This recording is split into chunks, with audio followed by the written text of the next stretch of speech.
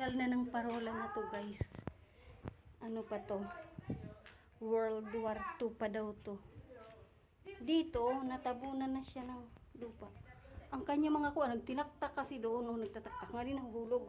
Siguro may agian pa ito nga to, kaya lang nakuha na. Nadaganan na. Diba? Yan, may daanan doon, may hagdan. Ito nga ang bilog. May hagdanan doon sa loob. Ay, ito yung nakikita doon. Ano? Ito yung opisina namin dati. Ito? Ito yung sinasabi ni Kuya Jerry na ang gumawa daw nito doon sa taas ang landingan ng helipad.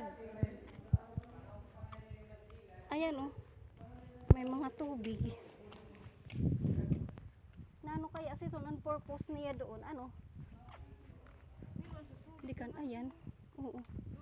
Doon sa ilalim may underground din. Likan. Kung papasukin mo yung ilalim, ayan siya. Diba? Siguro may mga kayamanang nakatago dito, guys. Maraming kayamanang nakabaon dito. Dito ako sa ilalim. Diba? Ganyan siya kataas. Siguro nasa ano. Hindi kasi ako marunong magtansya kung gaano siya kataas.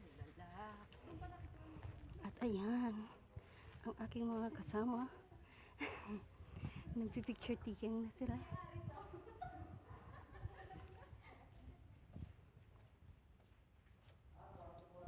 Yang bilog na yan, daanan, ano pala yan, secret na daanan pababa. Kasi may hagdanan siya eh.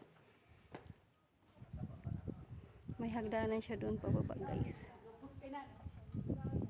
Tapos, ayan, siguro opisina yan dati. Opisina yan. Ayun, may nakalagay pa, oh, third keeper.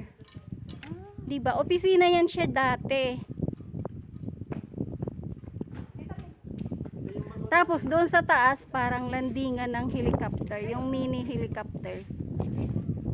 Ayan, so, ayan. Payakap naman, guys. Yakapin nyo na po ako. Ayan, napakaganda po ng ating. Tubig. Yun, nag-explore po si ako. Oo.